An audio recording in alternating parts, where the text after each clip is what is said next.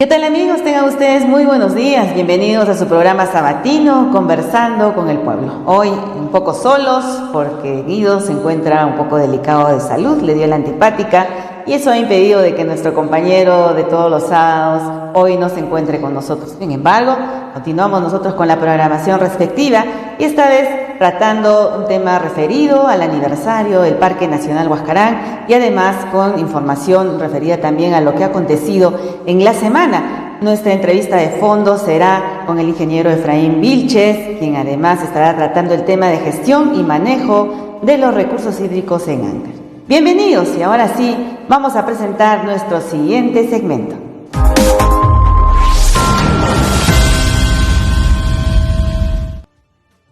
A 48 años de creación del Parque Nacional Huascarán, beneficios no se muestran en las comunidades comprendidas. Un día como hoy, 1 de julio de 1975, fue creado el Parque Nacional Huascarán. En 1977 fue llamado como núcleo de la Reserva de Biosfera y en 1985 fue declarado como Patrimonio Natural por la UNESCO, cuyo objetivo principal fue el de proteger la flora y fauna silvestre, las formaciones geológicas, los restos arqueológicos y las bellezas escénicas de la Cordillera Blanca, promoviendo e incentivando la investigación científica de los recursos naturales y culturales. También se busca contribuir a elevar el nivel de vida de los pobladores locales a través del fomento del turismo que genera beneficios socioeconómicos. El parque está localizado a unos 3.800 metros sobre el nivel del mar en el ámbito de la región Ancash, comprendiendo las provincias de Huaylas, Yungay, Carhuaz, Huaraz, Recuay, Bolognesi, Pomabamba, Huari, Mariscal Luzuriaga y Asunción. Dentro de sus 340.000 hectáreas alberga a la Cordillera Blanca, la cadena montañosa tropical más alta del mundo, con paisajes de reconocida belleza. Allí se ubica el Nevado Huascarán, el nevado más alto del Perú con 6.768 metros de altura, además del Alpamayo y la Pirámide. La red hidrológica del Parque Huascarán está formado por 300 lagunas, además de 663 glaciares y 41 ríos. El parque presenta 7 zonas de vida que albergan un amplio espectro de microclimas de esta zona, lo que hace un mosaico de diversos tipos de vegetación íntimamente ligados entre sí. El Parque Nacional Huascarán está sujeto a una serie de amenazas que lo ponen en situación vulnerable. Lidia con amenazas como el cambio climático y la contaminación ambiental vinculada a las actividades mineras artesanales, retroceso de los glaciares, la caza furtiva, los incendios forestales, factores sociales, entre otros. Estas acciones impactan indudablemente en el Parque Nacional Huascarán. Ahora bien, generalmente esto es académicamente cierto, pero la realidad nos muestra otra faceta de grandes preocupaciones, como la que durante estos 48 años estas áreas naturales protegidas de 340.000 hectáreas no repercuten económicamente en las centenas de familias que alberga con el 2% de la población regional localizados en las laderas occidental y oriental de la Cordillera Blanca. La mayor población, el 60%, tiene un nivel de vida de alta pobreza y el 40% de la población su nivel de vida es de mediana y baja pobreza, por encontrarse muy próximos a capitales de provincias relativamente con mejores condiciones de vida, como es el caso de Caraz y de Huaraz. La economía de esa población es estacionaria. Los instrumentos de producción que utiliza sus rudimentarios y de uso tradicional, las técnicas de producción empleados son las tradicionales, no teniendo acceso a la tecnología. Consecuentemente, esta área natural protegida no ha repercutido económicamente en su población como sí lo hacen otras áreas protegidas a nivel mundial, como la que nos comenta don Antonio Brecht en respecto al Parque Nacional de Grand Teton en Wyoming, en Estados Unidos, que recibe más de 4 millones de visitas al año, donde genera más de 600 millones de dólares anuales para beneficio de las comunidades vecinas. Mientras que el Parque Nacional Huascarán en su mejor año ha recibido cerca de 300.000 visitas, generando menos de 10 millones de nuevos soles, recursos que van directamente a la sede central del CERNAM, que es el organismo nacional que adscribe al Parque Nacional Huascarán dinero que no repercute en pobladores del parque. Todo esto se debe a la falta de interés político de nuestras autoridades regionales y locales que no conocen el valor económico que representa esta área natural protegida para el desarrollo nacional y que además representa una fuente primordial de ocupación para decenas de miles de familias que dependen del turismo, Prestan servicios ambientales esenciales para las poblaciones vinculadas a ellas. Son de gran importancia para la construcción de ciudadanía y para salvaguardar nuestro patrimonio natural y cultural, a la vez que posibilitan la generación de conocimiento por las oportunidades que ofrecen para la investigación científica y la educación ambiental. Finalmente, debemos decir que tenemos autoridades y funcionarios inútiles que no saben lo que tienen, por ello no son capaces de plantear propuestas de desarrollo. Hace varios años que venimos sosteniendo la necesidad apremiante de solicitar una ley que cree la zona franca turística del Callejón de Huaylas. Así, podríamos tener infraestructura de servicios acorde a las necesidades, como un centro de interpretación de las montañas y de la biodiversidad del parque. En Wilcahuaín, como también un teleférico al Cerro San Cristóbal, por citar dos ejemplos, como los que se incrementarían los flujos de visitantes en el primer año, a por lo menos 1 millón de visitas, repercutiendo notablemente en las comunidades aledañas.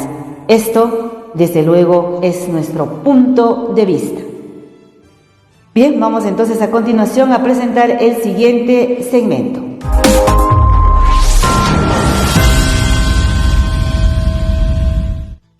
Día del Papa y fiesta de San Pedrito en Chimbote. Esta semana que concluye se conmemoró el Día del Papa y los hermanos de la zona costa celebraron a su santo patrón San Pedrito, festividades que no podemos dejar pasar por alto, sino que debemos decir nuestro pensamiento respecto a nuestro sentir como hermanos de una misma región. Para ello, lo primero que debemos señalar cada uno de los cristianos de esta región, que la conformamos más de 1.200.000 ancachinos, es pedir perdón y pedir direcciones a nuestras autoridades y a nuestro pueblo.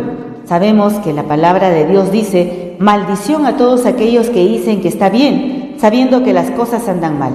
Hecho que vemos a diario en el accionar de nuestras autoridades y de nuestro pueblo, y es que hemos perdido el equilibrio espiritual. Hemos cambiado los valores, explotamos al pobre y a eso le llamamos suerte. Estamos recompensando la pereza, como el caso de muchos distritos que se reparten la plata de todos, y a eso le llamamos ayuda social. Estamos asesinando a nuestros hijos que aún no han nacido y a eso le estamos llamando despenalización del aborto. Estamos siendo negligentes al disciplinar a nuestros hijos y a eso le llamamos desarrollar su autoestima. Vemos que nuestras autoridades elegidas y designadas abusan del poder y a eso le llamamos política.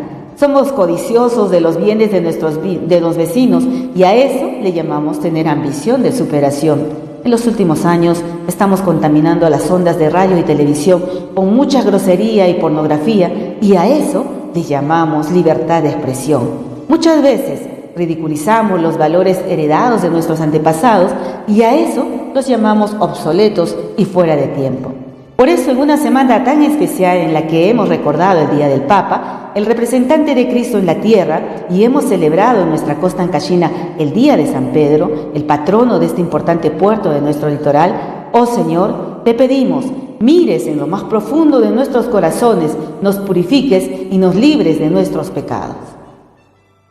Urge den cuenta de resultados de Procompite. Con motivo de celebrar el Día del Campesino, pudimos conversar con muchos amigos pequeños productores a quienes conocemos de años y sabemos de las bondades de los productos que trabajan, recibiendo de ellos los más negativos conceptos de los famosos Procompite, que viene a ser un programa de apoyo a los pequeños emprendedores que para lo único que habría servido hasta ahora es para engrosar la billetera de los funcionarios a cargo de este programa. Ya lo habíamos señalado en ediciones anteriores que urge la necesidad de dar cuenta del resultado de este programa, por lo menos en los últimos 4 años, a fin de saber si es que realmente se ha orientado bien este presupuesto o solo se ha distribuido dinero sin retorno y sin un fin supremo de generar riqueza en nuestros pueblos. No olvidemos que la riqueza natural que tenemos en Ancash debería convertirse en una de nuestras fuentes de ventaja competitiva en el ámbito nacional e internacional a través del establecimiento de cadenas productivas de alto valor y de desarrollo científico y tecnológico que se consoliden a partir de su conservación y uso sostenible. De otro lado, cesan a directores regionales y funcionarios por presuntos actos de corrupción. Esta semana que pasó nos enteramos del cese de los directores regionales de salud y de transportes y comunicaciones y de algunos otros funcionarios de confianza de la DIRESA. Como ya se ha hecho natural, la Oficina de Imagen, en notas informativas por las redes, daba cuenta de tales destituciones. Pero si vamos a las resoluciones, estas no dicen lo que su información señala. Y eso es engañar a la población. Óiganlo bien, engañar a la población. Solo dicen las resoluciones que son cesados en sus funciones. Como se sabe, la designación es el acto administrativo por el cual la autoridad titular del pliego determina la contratación de un empleado de confianza. La designación se sujeta únicamente a la voluntad de dicha autoridad, siguiendo los requisitos que para el cargo se requiere. La pérdida de confianza que invoca el empleador constituye una situación especial que extingue el contrato de trabajo, a diferencia de los despidos por causa grave, que son objetivos. Esta, en cambio, es de naturaleza subjetiva. El retiro de la confianza comporta la pérdida de su empleo. Ahora bien, esta potestad del titular de la entidad para la designación y remoción de funcionarios de confianza ha sido abdicada por el gobernador y se las ha transferido al gerente general, que sería bueno saber por qué no cumple con esta función que le corresponde. Al cierre de nuestra edición nos hemos enterado que el decano del Colegio Médico de Ancash, Sierra, ha salido al frente exigiendo una exhaustiva investigación sobre este caso. De igual manera, hemos visto en las redes que la remoción de la directora de transportes se debería a situaciones que deben esclarecerse porque se vincula al chofer del gobernador, a la esposa y a la hermana de la esposa. Las cosas claras, gobernador, y menos peliculina. El gobierno regional se ahoga en su propia agua por ineptitud de su gobernante. A propósito de las últimas supuestas destituciones, hemos revisado la organicidad del gobierno regional y nos damos cuenta que con Resolución Ejecutiva Regional 013-2023 del inicio de la gestión Coqui Noriega, gobernador de Ancash, delega en su gerente general todas las designaciones que le corresponden al titular del pliego, hecho que no creemos que sea por facilitación, sino por temor a las designaciones, porque no está preparado para auscultar un perfil profesional y menos dialogar propuestas concretas de desarrollo sectorial. En consecuencia, evade su responsabilidad. A tal extremo llega la irresponsabilidad de gobierno que las funciones de trato con la sociedad civil están delegadas a la vicegobernadora mediante Resolución Ejecutiva Regional 118-2023, como si se tratase de un té de tías, las reuniones en las que tiene que verse y tratar los puntos más saltantes del desarrollo y de la atención social de nuestra población. Pero esto no es todo. Revisando las resoluciones del todopoderoso gerente regional, encontramos la Resolución Gerencial General Regional número 366-2023, por la que se encarga por 2 días la Gerencia Regional de Administración al gerente de Asesoría Jurídica. ¿Qué pasó? ¿Acaso no hay un contador general que pueda encargarse por 2 días de la administración del gobierno regional de Ancash? ¿Qué tiene que recurrirse a un abogado todavía? Es más, las resoluciones están pésimamente motivadas, porque lejos de señalar si les corresponde o no la función, deben señalar por qué motivo no estará al frente de la gerencia, ya sea por motivos personales o por comisión de servicio. Eso es motivación resolutiva, lo que nos muestra que todo el aparato administrativo es un tremendo descalabro. 2.000 ancachinos en pleno abandono, funcionarios regionales desconocen la existencia de Rapayán. Esta semana, por espacio de 5 días, nuestro equipo de prensa se trasladó al distrito de Rapayán, el último rincón de Ancash, ubicado a 217 kilómetros de la ciudad de Huaraz, por una carretera en su mayor parte trocha afirmada y en vehículo público no aparente, donde uno toma asiento casi en las faldas de su acompañante. Se demoraron más o menos 11 horas para llegar a este destino, que tiene una población de aproximadamente 2.000 habitantes. A Rapayán, solo en campaña electoral, los visitan los candidatos. Luego de elegidas las autoridades, jamás los visitan, y menos los funcionarios de instituciones que debieran preocuparse por esta población que también está conformada por ancachinos. Sus pobladores no conocen al gobernador, menos al alcalde provincial, peor aún a funcionarios como los gerentes de desarrollo económico y social de nuestro gobierno regional. Tampoco conocen a los directores regionales de los sectores sociales y productivos, porque nunca llegaron a estos lugares lejanos. Por eso les informamos y nos hemos comprometido a ser sus gestores de sus peticiones que nunca fueron atendidas.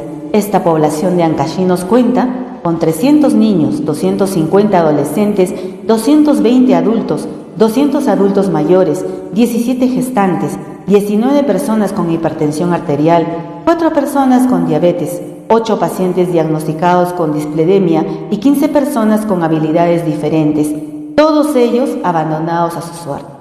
Si bien se cuenta con personal elemental de salud y una moderna posta médica, esta no cuenta con equipamiento básico elemental para la primera atención que requieren, como el caso de laboratorio, ecógrafo portátil o equipos de rayos X para la atención primaria. Tampoco cuentan con ambulancia y personal de mantenimiento. Vaya que sí, llega una paciente de parto por citar en horas de la tarde o noche, no se cuenta con el equipamiento adecuado. Peor aún si el niño por llegar es prematuro. La madre tiene que ser referida a otro centro que es el de Uco, ubicado a 2 horas y media, y si ahí no le dan el auxilio por lo complejo que puede ser el parto, es referida a Huari y de ahí finalmente a Huaraz. Toda una odisea. Con todo este trayecto, la paciente y el niño que está por nacer está encomendado solo a Dios. Y lo peor es que ni siquiera cuentan con una ambulancia. Los familiares de la paciente tienen que contratar una camioneta y si es que tiene la suerte de encontrarla. Y si el parto se apresura a mitad de camino en medio de la nada, adiós madre y adiós niño por nacer. Esta es la suerte de estos ancachinos olvidados por quienes dicen trabajar por los más pobres, por los más humildes. En las próximas ediciones seguiremos contándoles más de este rincón al final de Ancash, frente a Huánuco, donde se ubica un hermoso legado preinca.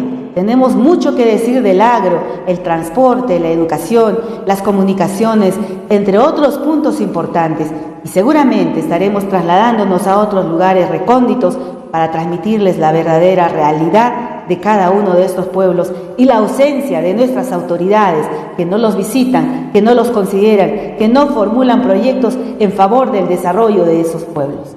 Esto es lo que podemos informar en este resumen de noticias el día de hoy.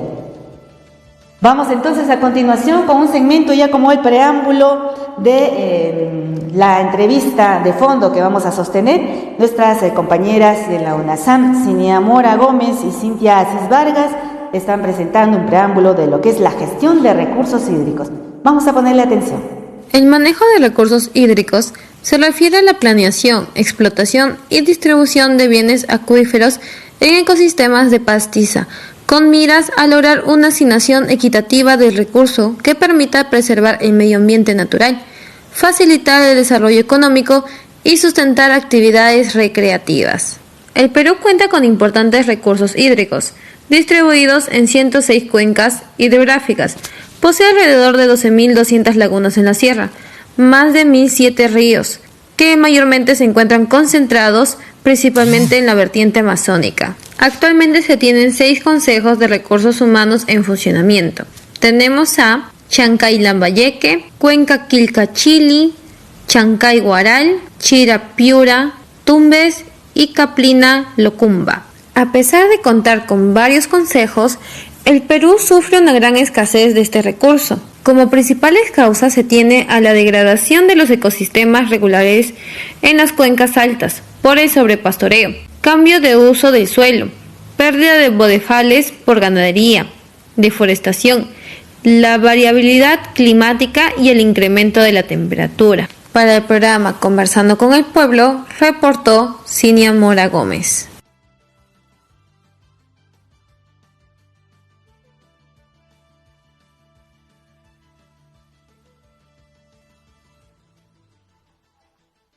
Bien, estamos ya justo para presentar también la entrevista de fondo, sin antes hacer un preámbulo, ¿no? Es importante conocer que el agua es fundamental para la vida, no solo del ser humano, sino también de los seres vivos. Pese a ser un porcentaje mínimo, el agua dulce ha sido afectada por la contaminación y la desglasación, acentuando la escasez, convirtiéndose en un problema latente para el desarrollo humano y la vida en general, ubicando a la humanidad en un riesgo continuo por la falta de agua, sobre todo para las generaciones posteriores. En los próximos años, la guerra trazada será por el agua. En los países fronterizos que cuentan con bosques de plantaciones forestales, cobertizo natural, de conservación del agua dulce, y para nadie es un secreto que ya hace 10 años atrás el Medio Oriente ha enfrentado conflictos bélicos por este líquido elemento. Para comprender la situación real y crítica que atravesamos con este líquido elemento, encontramos la contaminación, el uso irracional del recurso, la incorrecta administración, entre otras. El agua es uno de los pocos recursos sin el cual no podría existir y asegurarse la vida.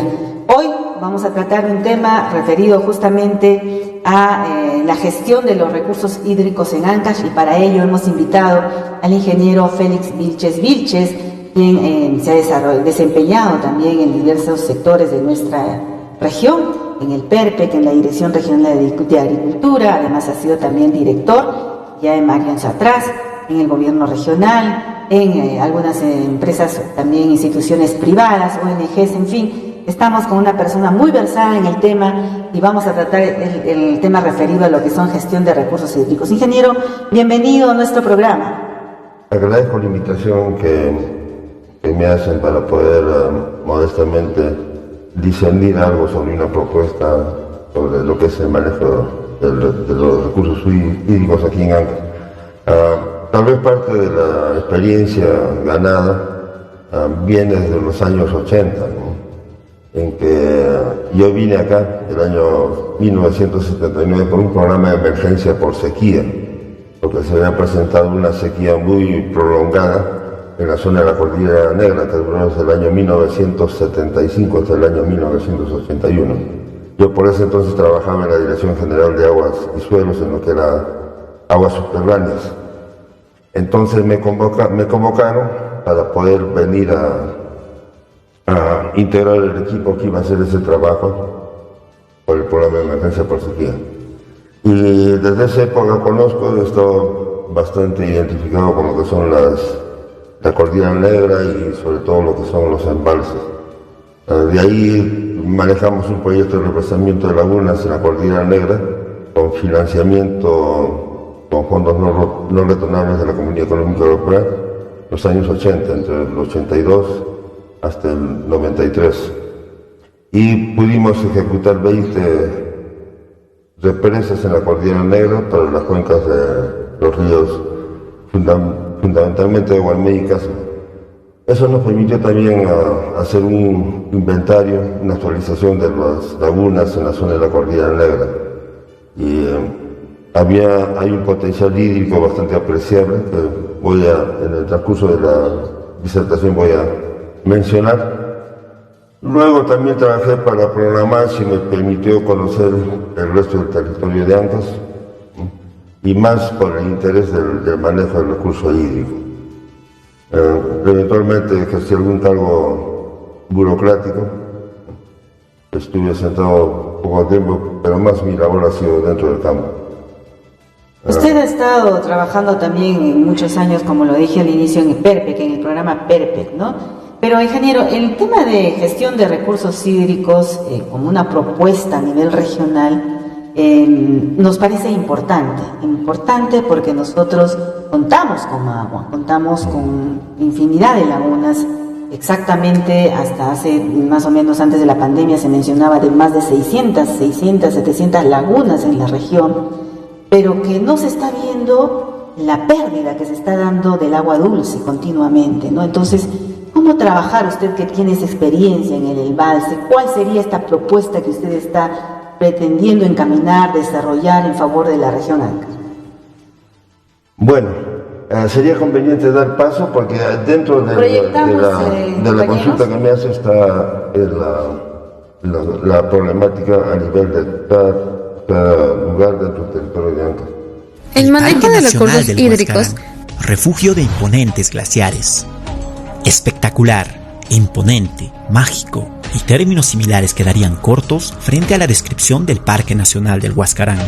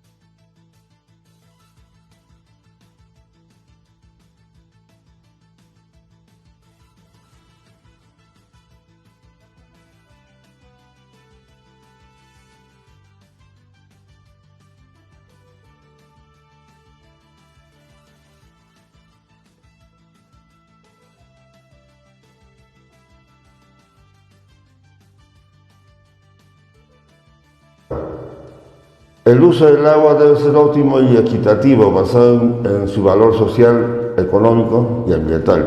Y su gestión debe ser integrada por cuenca hidrográfica y con participación activa de la población organizada. El agua constituye parte de los ecosistemas y es renovable a través de los procesos del ciclo hidrológico. Acá me detengo, ingeniero. Usted habla justamente del trabajo a través de las cuencas, ¿no? Así. Y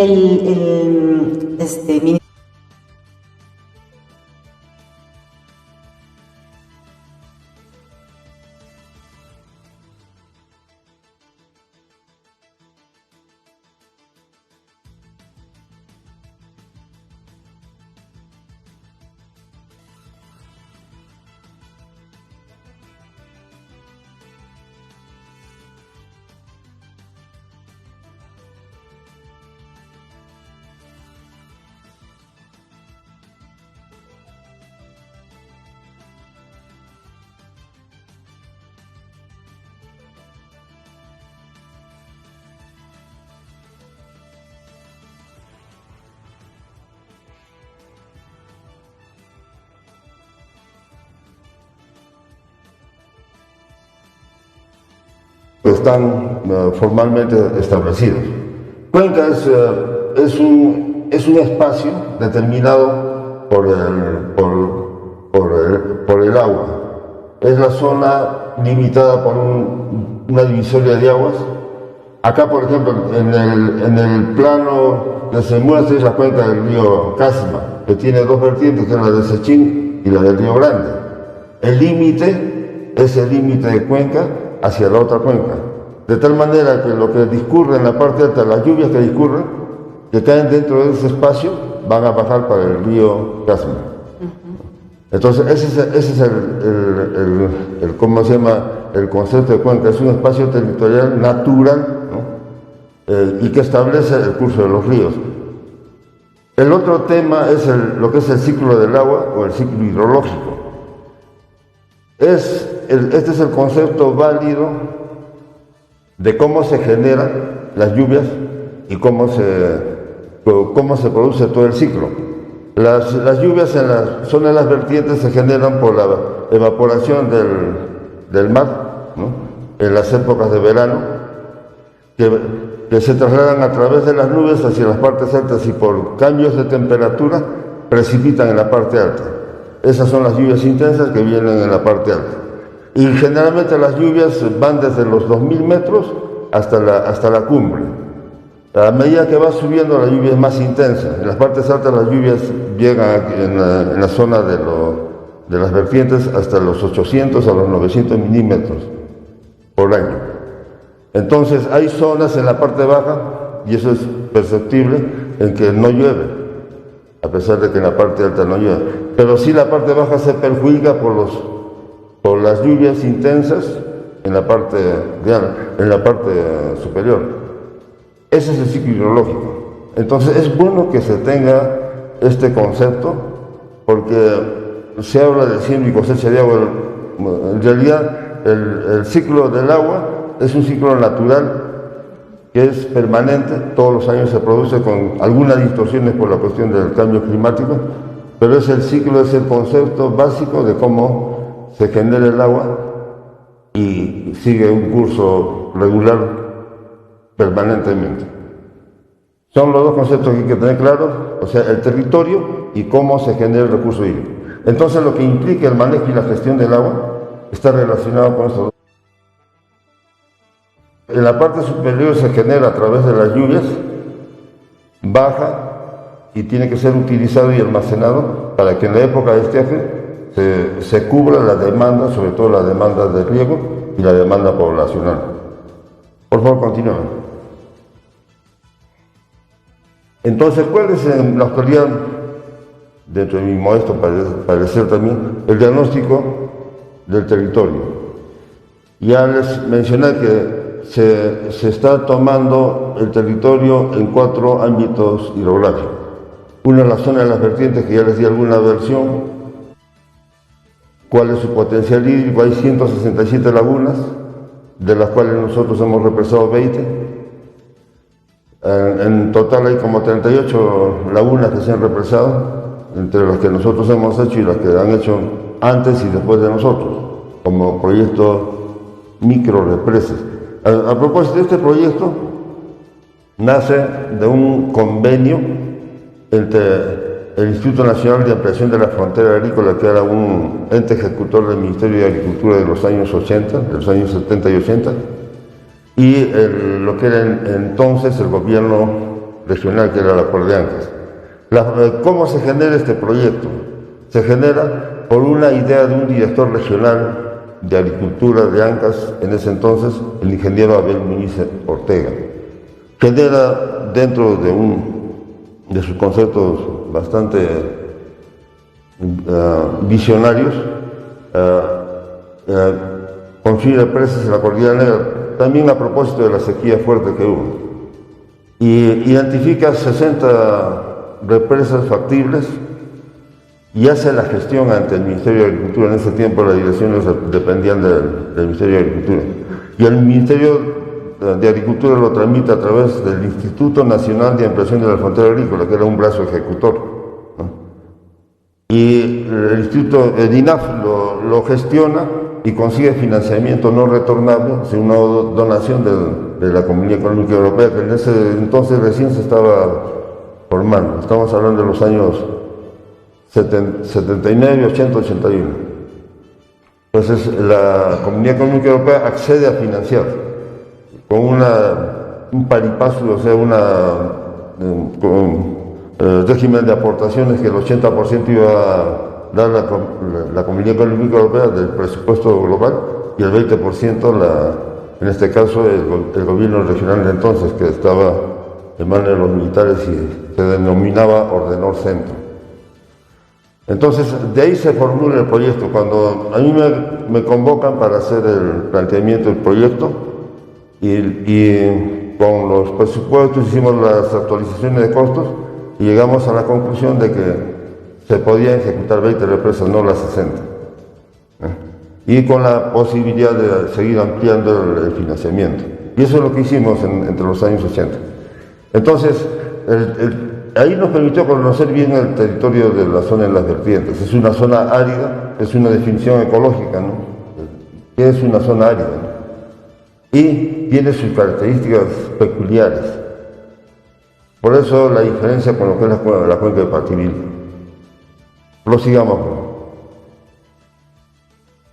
Bueno, esta es parte de los tres ámbitos de cuenca, en lo que son cultivos y potencial agrícola. La zona de costa es el Valle de Casma, en la parte baja el río está al pie, donde se desarrolla más ahora la cultura de agroexportación, con los frutales mango y palta, espárragos además, el marigol y otros productos que son de la costa y que tienen buena repercusión en la parte económica, que ha generado que pequeños empresarios se visualicen esto como un negocio y lo están haciendo desde hace más de 10 años. Lo otro es la cuenca media, donde actualmente se está desarrollando también con esa intención, y son pequeños productores, pequeños empresarios que sin a veces ningún tipo de apoyo del gobierno, pero ligados a los productores de la parte baja, están sembrando frutales hasta donde den. Sin embargo, en esta zona de las vertientes es tan incidente la cuestión del agua que lo están haciendo sin tener el conocimiento de que en algún momento le va a faltar el agua. No es lo mismo a un cultivo permanente, como es los frutales o los alfalfales, por ejemplo, que requieren agua todo el año, que un cultivo temporal, ¿no? Que se puede sembrar cuando hay las lluvias. Los frutales necesitan permanentemente el agua, o sea, se tiene que prever el agua para todo el año. Entonces, esto no está ocurriendo. Entonces, en cierta medida, los agricultores emprendedores que están trepando los cerros, uno verá en Pariacoto que están sembrando hasta en la parte alta, sin ningún tipo de asistencia técnica, sabiendo que ahí va a haber baja productividad, sin ningún tipo de plantones de calidad que permitan obtener buena productividad, y lo fundamental, con el riesgo de no contar con agua, porque no está previsto ese tipo de crecimiento para abastecer la demanda actual. En la parte alta, que es el gráfico de abajo, es más agricultura de sembrío de pañimal. Sin embargo, también están intentando sembrar frutales. ¿Por qué viene esta inquietud? Por la rentabilidad. Un agricultor se arraiga en la tierra o regresa a la tierra cuando ve que la producción es rentable, que le permite utilidad. Entonces un poco también esto tiene que ver con salir del esquema de agricultura de subsistencia, ¿no? Pero ahí hay un problema también, ingeniero. Hay que ir cortando y conversando, porque si no, lo vamos a pasar solo con la exposición y vamos avanzando luego con la exposición. Usted ha mencionado temas importantes, por ejemplo, pero acá ya el cambio climático está encima nuestro, ¿no? Está encima nuestro. Y eso está ya impidiendo de que las estaciones, como antes estaban marcadas, ahora ya no exista de tal forma. Es por eso que, por ejemplo, en la zona de Collana, en la parte de lo que es Cordillera Negra, el maíz, que como usted dice, se producía como la papa, el maíz y los otros cultivos de pan llevar con la lluvia, ahora estos no han tenido la respuesta adecuada, ¿no? Porque justamente ha faltado agua, se ha evitado el tema de las lluvias. Entonces, en este inicio que ya se había trabajado desde 1980, más o menos, los años 1980, con la represa de algunas lagunas, 38 o 37 más o menos, ¿no? De las 167 que existen en las vertientes. ¿Cómo evaluar ahora? ¿Esas siguen vigentes? ¿Por qué hasta ahora tenemos el problema de ausencia de agua, ¿no? ¿Por qué no está funcionando? Bueno, esa reserva de agua que se consiguió en esos años han permitido el desarrollo desde la parte alta, porque generalmente era para los campesinos, para los agricultores.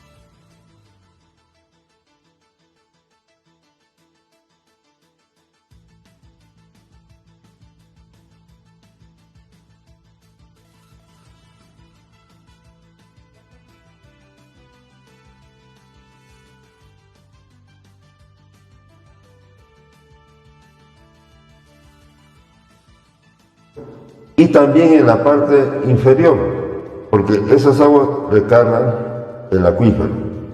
Entonces, están percibiendo seguramente, nunca había un motivo de evaluación, ¿verdad? Debió hacerse una evaluación, porque fue un proyecto puntual que duró 10 años y no hubo. Y se ha dejado de monitorear, Nadie se encargó de monitorear, el proyecto feneció y no hubo mayor beneficios, salvo el que recibieron los agricultores que estaban en la parte alta de manera directa. Esa es la dificultad que se tiene, ¿no? Lamentablemente, seguramente en su momento han sido unos proyectos de envergadura, ¿no? Que han servido, como usted lo menciona, pero aquí viene la dejadez de nuestro gobierno, de nuestras autoridades, que impulsaron justamente el represamiento de las lagunas y que no le dieron el monitoreo necesario para poderle dar continuidad a la fecha, ¿no? Porque como le decía, proseguimos todavía con el tema de lo que es la falta de agua, sobre todo en la Cordillera Negra. Antes conversábamos en algún programa con el arquitecto Apiani. Él, por ejemplo, nos decía que la Cordillera Negra tiene agua. Y usted hoy lo vuelve a decir, o sea, se ha represado, sí se puede represar, existen lagunas pendientes, pero existe la desidia, de repente, de parte de nuestras autoridades. ¿Cómo despertar ese interés, ingeniero? Usted que viene justamente de esta formación en el tema agrícola, que ha trabajado en el tema de los represamientos, ¿cómo despertar la participación, el involucramiento? Aun cuando el gobierno regional ahora está pretendiendo trabajar el tema del programa de rutas de agua, pero no sé cómo evalúa, por ejemplo, usted ese tema del proyecto de rutas de agua cuando no se le da el monitoreo, cuando no participa la debería ir de la mano con el tema político, ¿no? A eso vamos a llegar, porque esa es una de las funciones de los consejos, de los famosos consejos de recursos hídricos de Cuenca, ¿no? Pero es muy cierto de que el gobierno regional, y eso también está explicado más adelante, tiene que tener una instancia que se encargue primero de hacer el monitoreo. Segundo, todo el mundo ha construido obras de riego, alcaldes con buena intención o con mala intención, que en la actualidad no están sirviendo, son elefantes blancos. ¿Por qué? Por ejemplo, hace un bonito canal de 6 kilómetros, con una bonita bocatoma, un cauce. Pero ese cauce solamente funciona o hay agua cuando llueve. Y en la época de estiaje a veces no hay nada de agua. Entonces, prácticamente ese canal es inservible porque cuando llueve nadie necesita agua, ¿no? Y cuando uno necesita, que es la época de estiaje, ya no hay agua en el cauce como para captarlo. Entonces, ese es un concepto limitado de cómo debe enfocarse un proyecto integral. Porque ese canal debe haber tenido su alimentador para la época de estiaje, que generalmente es un represamiento. Y para continuar con la exposición siguiente, ingeniero, el tema de siembra y cosecha de agua, si bien es cierto, es una necesidad de repente de poder implementarla en lo que son las cabeceras de cuenca, pero es lo que usted dice, tiene que ser bien llevado, tiene que evaluarse bien en qué zona, para qué población va a servir, porque si se va a hacer simplemente por atender una necesidad o una oferta política, esto a la larga no va a dar resultados, ¿no? Por eso, dentro de lo que explicaba inicialmente... Vamos a proseguir entonces, Yeye, con la siguiente exposición y vamos a ir conversando poco a poco también, ¿no? Por ejemplo, la problemática de la cuenca del Santa, que es el otro espacio delimitado, es de que tiene por el lado aguas a la mano derecha, las vertientes que vienen de los nevados, los alimentadores que vienen de los nevados. Por el lado de la Cordillera Negra, la vertiente oriental de la Cordillera Negra, hay poca disponibilidad de agua y hay pocas lagunas, creo 7 o 8 lagunas. El mayor volumen lo tiene la zona de la Cordillera Blanca. Pero aquí se mezclan dos temas. Uno, los peligros, ¿no?, que han venido desde épocas ancestrales de los desembalses aluviónicos de las lagunas por desprendimiento de masas de hielo, y la necesidad ahora ante el cambio climático del uso de las aguas. Entonces, hago referencia también de que antes de los años 70 hubo una unidad dentro de lo que fue la Corporación del Santa, que se encargó de ver los peligros a raíz del sismo, del aluvión del 41, los peligros de las lagunas. Hizo un seguimiento y monitoreo, hizo algunas obras de prevención para los desastres, no bajarles el nivel de la laguna. Esto se ha acentuado. Cuando hubo el aluvión de Huaraz el año 41, la laguna de Palcacocha tenía una profundidad de 16 metros. Ahora la laguna tiene una profundidad de 71 metros. Entonces, ¿por qué? ¿No? ¿Por qué ahora tiene más profundidad que antes, 16? O sea que, no, lo que pasa es de que la lengua glacial que bajaba de los nevados estaba sumergida por debajo de la laguna, y lo que se tocaba cuando se hacía la medición era el fondo de hielo. Ahora, por el cambio climático, ese hielo se ha disuelto, entonces se ha alcanzado el verdadero nivel de la base de la laguna, que es 71 metros. En ese tiempo, lo que ocasiona la aluvión es el desembalse de cerca de 500.000 de metros cúbicos de agua, que hizo desaparecer la tercera parte de la población de Huaraz de esa época, desgraciadamente, el 13 de diciembre. Ahora la laguna tiene 17 millones de metros cúbicos, 17 millones. El peligro es mayor. Los nevados, la lengua glacial se ha retirado y los nevados están prácticamente colgados. Entonces, es necesario tener conciencia de ese tipo de peligro. Y es una amenaza latente, ¿no? Es una amenaza latente que no se ha resuelto. Que se tiene que resolver con esta propuesta de gestión de recursos hídricos, ver el embalse inmediato. Así es.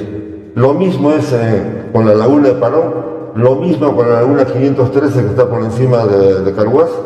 Entonces, ese es el otro tema, que es el tema más de emergencia, de que se tiene que resolver. Ahora, por ejemplo, hubo una situación de inminencia, de un peligro inminente en la laguna de Pelagato, que está en la cuenca del río Tabrachaca, que es el principal afluente del Santa. ¿Cuál es el tema? Que esa es la laguna más grande de la Cordillera Blanca. Tiene 180 hectáreas de espejo de agua. Puede almacenar hasta 112 millones de metros cúbicos. Tiene de volumen, actualmente 112 millones de metros cúbicos. Ya han desaparecido los nevados que tenía en la parte superior. Y permanentemente esa laguna se alimenta, normalmente ahora por las lluvias. Entonces, esa laguna en este momento está recibiendo un tratamiento casi local, cuando debe ser parte de un esquema más integral.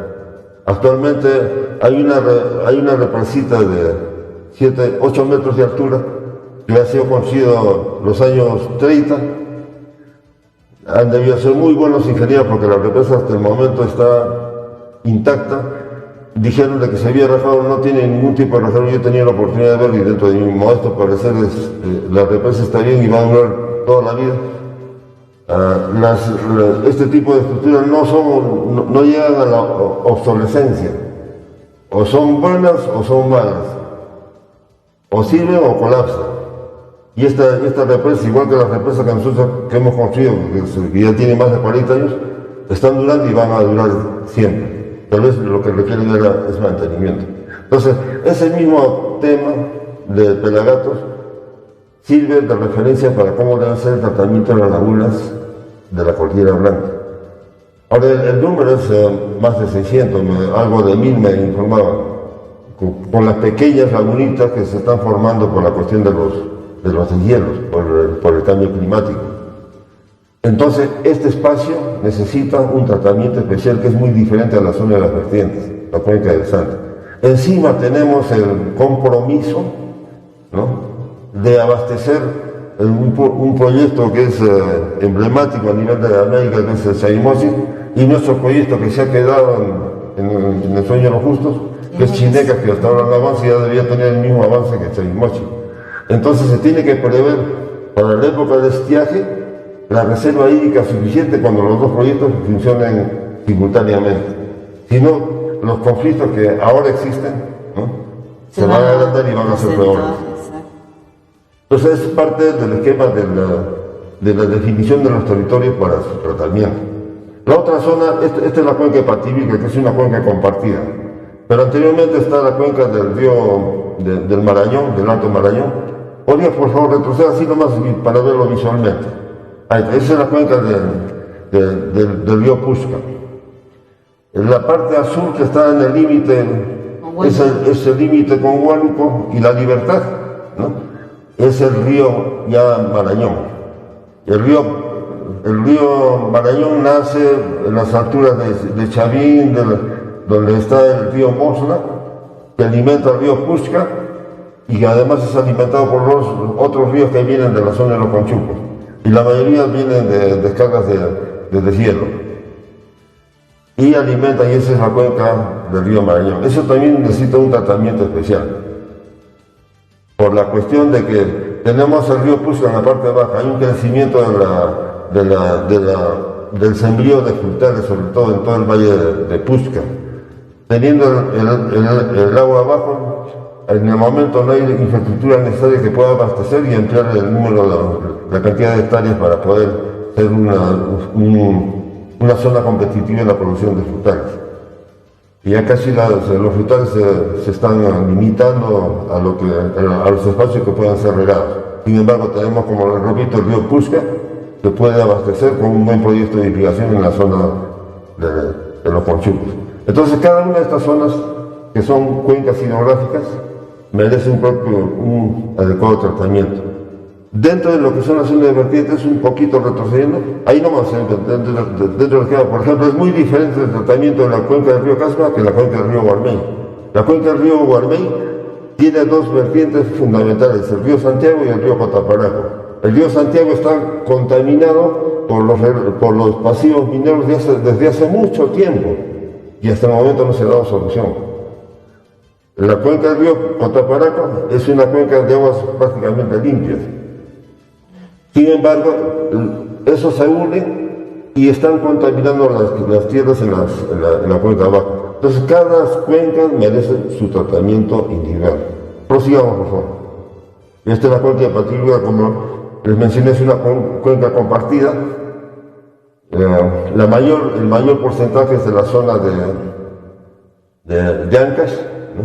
Y la zona de Lima, de la línea blanca para este lado, el río Pativilca, que es prácticamente lo que marca el límite de los dos territorios. Prosigamos. Entonces, esa es la problemática general. La infraestructura, la carencia de inventario, eso es lo que mencioné antes. No se tiene registro de los proyectos de riego por cuenca. Cada entidad del Estado, municipalidades, gobierno central, gobierno regional, han hecho y siguen haciendo proyectos de una manera desordenada. Y a veces sin tener en cuenta la concepción integral. Como les mencionaba antes, canales que no tienen su fuente de abastecimiento para la época de estiaje, entonces no sirven. Entonces, eso se tiene que evaluar para ver de que esas obras que ha sido inversión del Estado no queden así como elefantes blancos. Acá tenemos un ejemplo muy claro en lo que es el canal Chayahuapas. Un proyecto bien diseñado, se supone que ha pasado todos los filtros, sin embargo falla por una situación elemental, que es la calidad del agua.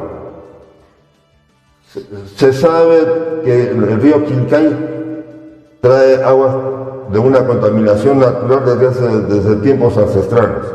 Nunca ha habido truchas en el río Quilcay, en el río Aucas. Sin embargo, la otra parte que viene dentro de ellos, de la laguna de Palcacoche, la quebrada de Cojo, son aguas limpias, por eso está la captación del agua, para el servicio de agua potable. Entonces, si se sabía eso, ¿cómo dentro de la evaluación del proyecto no se verificó bien la calidad del agua? Entonces, hasta ahora es un elefante blanco que merece una solución, porque ahí ha habido una gran inversión del Estado. Se ha invertido fuerte, exacto. Entonces, ese tipo de errores alguien tiene que verificar y corregir. Entonces, después de este pequeño bosquejo de la problemática actual, vamos a ver la parte organizacional. Prosigamos, pues ya estamos llegando. Casi finalizando, sí. Sí, hemos dicho varias cosas que ya están repetidas acá. Entonces continúe con la propuesta. En la propuesta, primero, regrese por favor. En lo que es, esto ya es en la parte final. La propuesta de infraestructura del proyecto del río integral, se debe hacer el proyecto del río. Los procedimientos deben diseñarse en la cualidad negra, sobre todo considerando la oferta hídrica máxima. A veces los proyectos, en la etapa de preinversión, se programa o se diseña un reemplazamiento para abastecer 200, 300 hectáreas. Y de acuerdo a eso se fija el límite de la cantidad de agua que se tiene que almacenar para que abastezca ese creciente. El criterio debe ser diferente. Debe tratar de captarse la máxima cantidad, como para 500, 600 hectáreas, porque lo que más se almacene, de repente no va a servir para esa localidad que lo ha pedido, pero va a servir para otros sectores que van a ofertar en la cordillera del Negro. El ANA, a través de las salas, deben otorgar las acreditaciones hídricas reales, porque a veces dan acreditaciones hídricas que no se ajustan a la realidad. La acreditación hídrica es la partida de nacimiento de un proyecto. La acreditación hídrica dice, bueno, este proyecto necesita 2 millones de metros cúbicos de agua. y tiene que haber un estudio que demuestre de que hay 2 millones de metros cúbicos para abastecer ese proyecto, y generalmente no lo hay, ¿no? O sea, las acreditaciones hídricas fallan. Entonces, falta una buena revisión de lo que es los expedientes de acreditación hídrica. Continúe, por favor. En lo que es institucionalidad, ¿qué es lo que se debe hacer a nivel de instituciones? Creación de la instancia regional especializada que registre, ordene, evalúe, monitoree y supervise la ejecución de proyectos de infraestructura agrícola y de uso poblacional desde la etapa de preinversión. Debe haber una instancia regional, me parece que oportunamente debería ser dentro de lo que es la Dirección Regional Agraria o dentro de la Gerencia Regional Agraria, que haga este tipo de monitoreo. Se habla de un plan, ¿no? Le decía al inicio de un plan regional de lagunas, ¿no? Que también podría de alguna forma trabajarse con ese estudio de represamiento que es tan importante. Y sobre todo, ingeniero, porque lo que usted dice es cierto, todo lo que está mencionando acá, pero lo que nos falta es ponerle cuerda a nuestras autoridades y empezar a trabajar. Porque, no sé, usted debe tener una aproximación de qué cantidad de millones de litros cúbicos de agua se pierden, por ejemplo, ¿no? No se utilizan en los regadíos, no se utilizan de ninguna forma. Esta agua, que es a consecuencia de la deglaciación de los nevados, termina en el mar. Y no hemos desarrollado ningún proyecto que esta agua se almacene y nos permita garantizar agua a nivel de toda la región. Sí, por ejemplo, atendiendo a su pregunta, licenciado, en la cuenca del río Santa, la oferta hídrica anual es de 4.209 hectómetros cúbicos de agua, o sea, 4.209 millones de metros cúbicos de agua. Y la demanda es de entre Chinecas, Chaimochi y el caudal ecológico, es de 1.880 millones hectómetros cúbicos de agua. O sea, 1.880 millones de metros cúbicos de agua. Entonces hay un superávit de 2.328 hectómetros cúbicos de agua que se desperdician en el mar. Lógicamente que si hacemos un balance hídrico con todas las necesidades y cuando el proyecto Chinecas esté en su abastecimiento, nos va a inducir a que represemos las lagunas para la reserva hídrica y que se cubra la demanda. Este superávit es por el exceso de lluvias en la época, ¿cómo se llama? En la época de lluvias, ¿no? Sin embargo, en la época de estiaje casi cubre la demanda actual. Cuando haya la demanda futura, como les vuelvo a repetir con el funcionamiento de Chinecas, es posible que la demanda supere a la oferta. Pues para que esa demanda sea cubierta, se requiere desde ahora ir pensando en las reservas hídricas en la cuenca del río Santa, que deberían ser fundamentalmente las lagunas que están ubicadas en la Cordillera Blanca.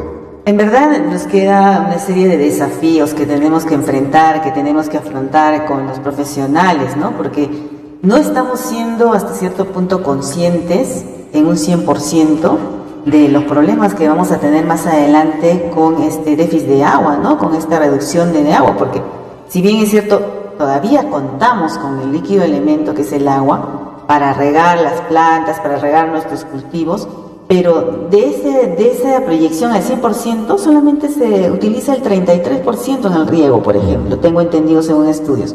Y la diferencia se echa a perder, termina en el mar.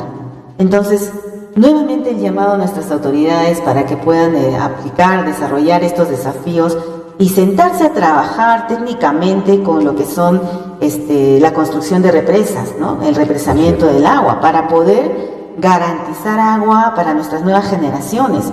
Ancash es una región que vive de la agricultura y la zona costa, Casma sobre todo, es una provincia que está ingresando muy fuertemente al tema de la agroexportación durante muchos años atrás. Entonces habría que trabajar, lo decía anteriormente el ingeniero Ronald Ancajima, que también es asesor del Comité de Gestión de Cuencas en Casma, que viene trabajando igualmente una propuesta de la gestión del recurso hídrico en esa cuenca, en Casma, para poder almacenar lo más pronto posible el agua y desarrollar este estudio de represamiento, crear de repente este programa regional de lagunas que se aboque específicamente a lo que es el represamiento de nuestras lagunas. ¿Qué más? ¿Cuáles serían los otros desafíos que nos quedan pendientes ya finalizando con el programa?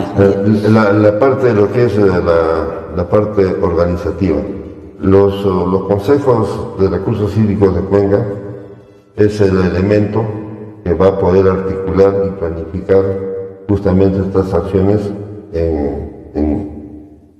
para el buen uso y manejo del recurso hídrico. Sin embargo, existe un entrampamiento de tipo legal, técnico-legal, para la implementación de los consejos de Cuenca. Justo la última parte, no sé si pueden repetir esta vez. Ya estamos finalizando, pero si puede, por favor, un minutito máximo. Un minuto, por favor. Porque estamos la última parte. La anterior a esa. Donde hay está bien. ¿Cómo debemos organizar el territorio?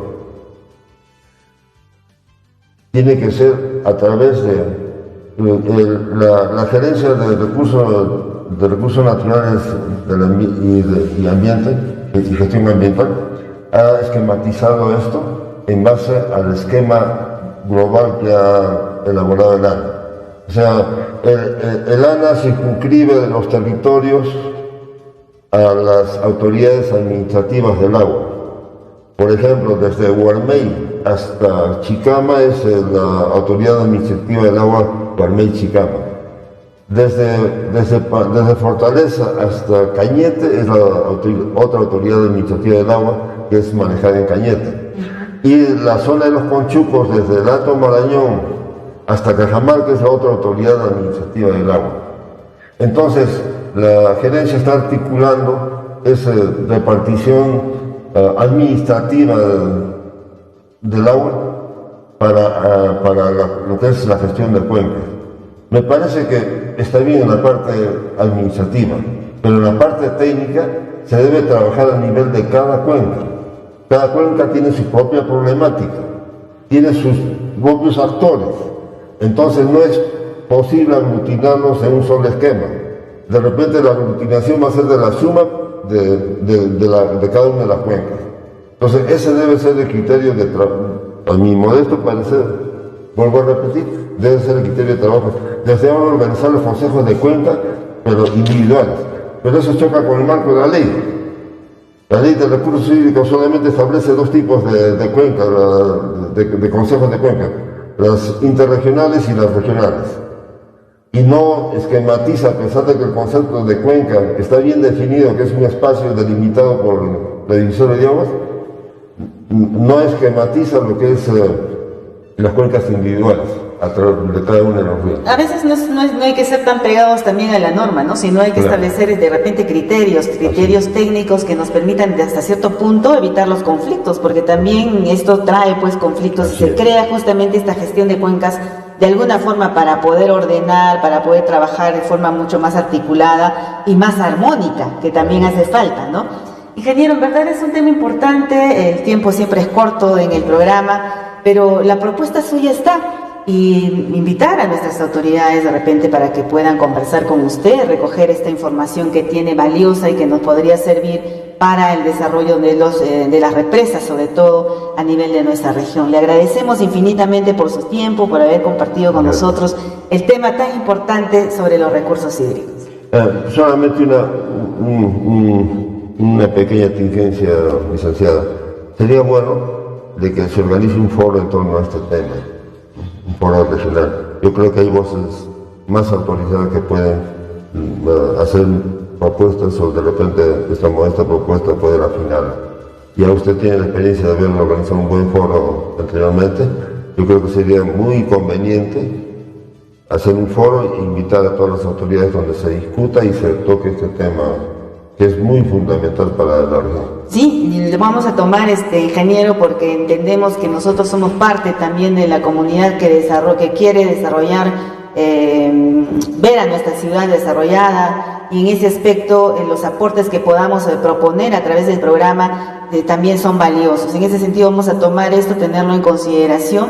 Hemos conversado en anteriores oportunidades con el ingeniero Ninantay, por ejemplo, también lo hemos conversado con el ingeniero que anteriormente fue gerente de recursos naturales también, que está empapado en el tema de lo que es la cuenca en Quilcayparia, no recuerdo ahorita su nombre, pero en fin, hemos ido conversando, Portocarrero, el ingeniero Portocarrero, y hemos ido desarrollando estos temas porque nos interesa, porque queremos ver ya de que nuestras autoridades dejen el afán político y se sienten a trabajar técnicamente y apuesten pues por el desarrollo de estas represas, sobre todo también por un tema de protección, ingeniero, porque como usted lo ha dicho, se puede convertir en una amenaza muy latente si es que no se atiende rápidamente el tema del represamiento de nuestras lagunas.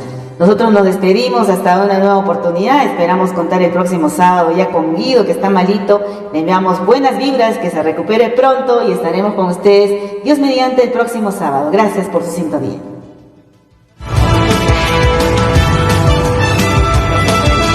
No, de que más bien, disculpe.